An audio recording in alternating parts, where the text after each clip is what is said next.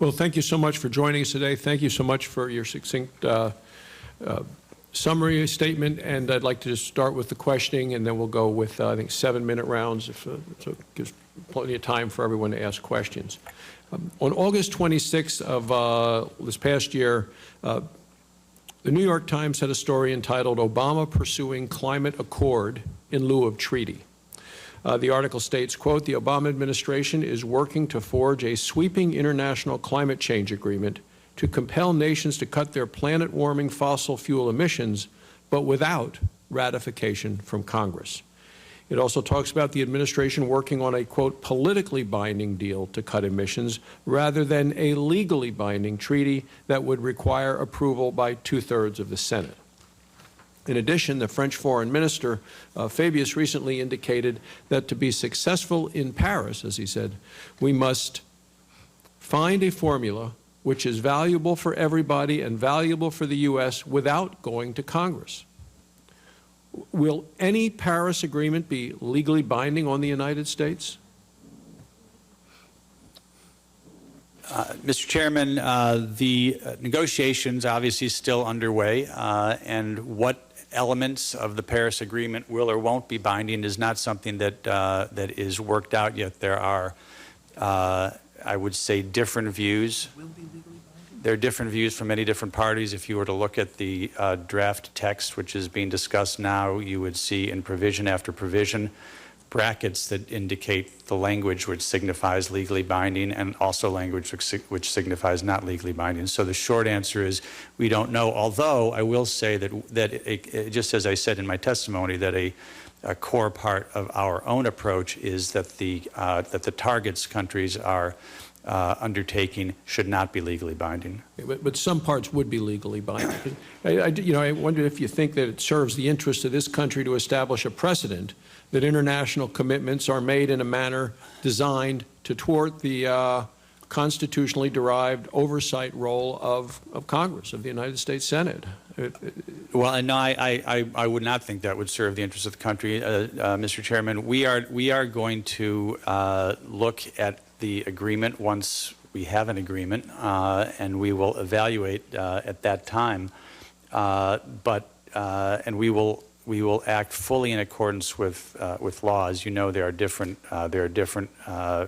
procedures by which the United States has historically and continues to join international agreements. So we will act fully in accordance with law. We don't know yet what the agreement's going to say. So does the administration plan to submit any climate change agreement produced in Paris to the Senate for its advice and consent?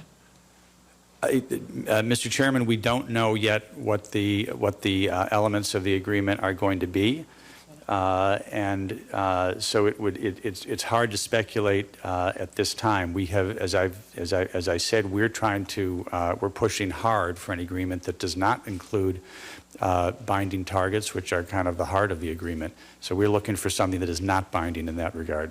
So it's something that is not legally binding. If there are parts that are legally binding, would you submit that part? Would the plan be to submit? Senator, it depends entirely on it depends actually on a lot of factors. The content and what provisions are and are not binding is one of those issues. Existing U.S. law is another issue. Other authorities and relevant past practice are all issues. So we will evaluate this at such time as we have an agreement, and then we will act, as I say, according to law.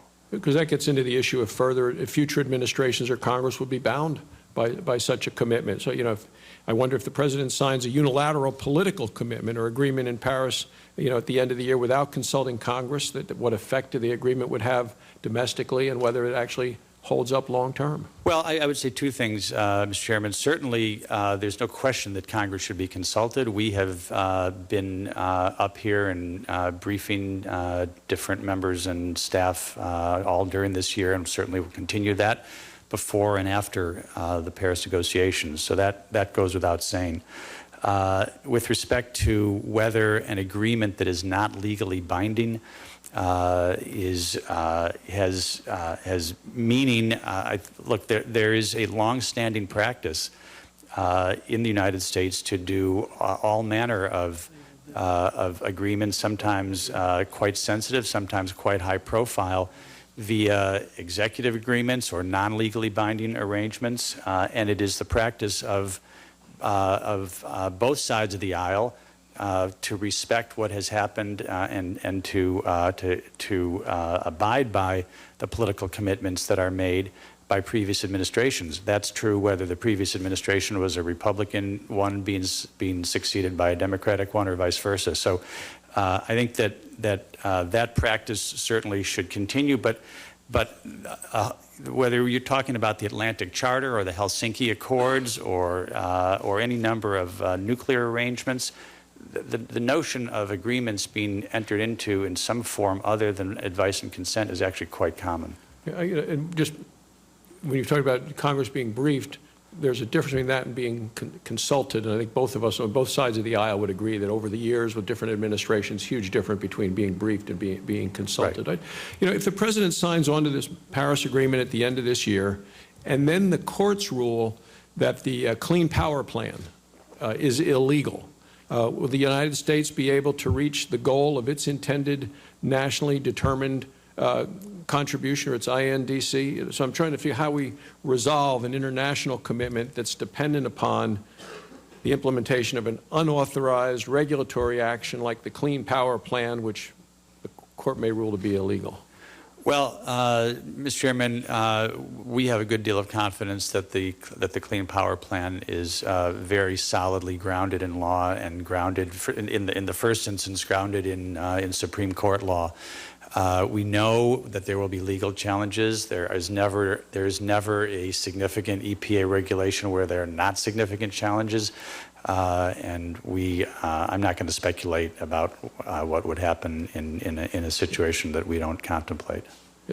My final question, and I'll turn to my colleagues. In November of 2014, President Obama pledged $3 billion for a brand new green climate fund. It was a unilateral decision by the president without the buy-in or the support from Congress. International climate change funding may be the top priority for the president, but I will tell you it isn't the top priority for the American public. And our nation is facing a very tight budget environment. We need to focus on current scarce resources, on the increasing need for humanitarian assistance, democracy promotion, embassy security measures, countering global terrorist threats. So will other countries back out of the negotiations without the administration paying these U.S. taxpayer dollars in the form of climate reparations?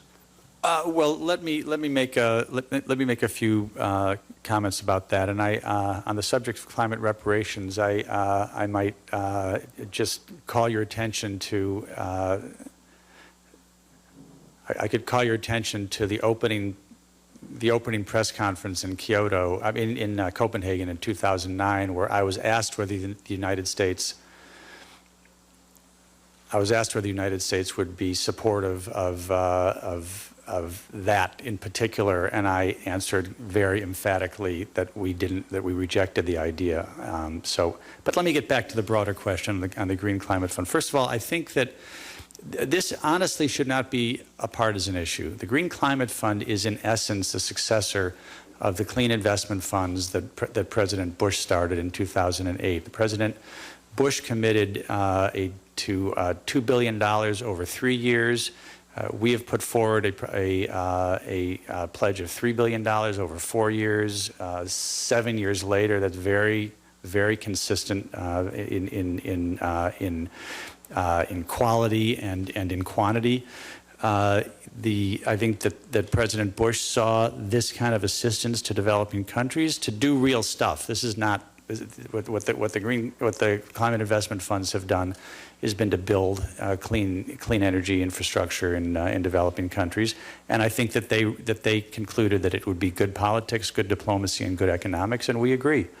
The Green Climate Fund is a kind of successor to that, so I don't think that we're off on some odd toot doing this. I think this is a solid and responsible thing to do, and I would also say that we don't see assistance to developing countries with respect to climate change as being any kind of an either-or as between the investments that should be made in the United States and what should be done abroad. It is a long part of a long bipartisan tradition that foreign assistance is provided to help prevent instability and protect national security and expand market access. On the climate front, I think it does all of those things, as well as also shoring up food security and health and poverty reduction and the like. So I think all of these things are in the U.S. interest, diplomatically and economically as well. So, and I would also, I guess, the last thing I would say is that the amount that the United States has put forward. I mean, you hear $100 billion and you think a huge number. The amount that the United States has put forward from both from appropriated funds and from funds that OPIC has provided is, over the last number of years, has been in the range of about $2.5 billion. The overall $100 billion comes from a whole lot of different sources: the World Bank, the multilateral development banks, development finance institutions all around the world, public, private, and so forth. And a recent report was issued by the OECD, which indicated that we are so far at about $62 billion, based on 2014 numbers, with additional pledges that were made by France, Germany, UK, and some of the multilateral development banks, indicated that we are probably on the way to well into the 80s already, with the U.S. amount being what I told you. So I don't think this is a huge problem. Thank you, Mr. Stern. Senator Udall.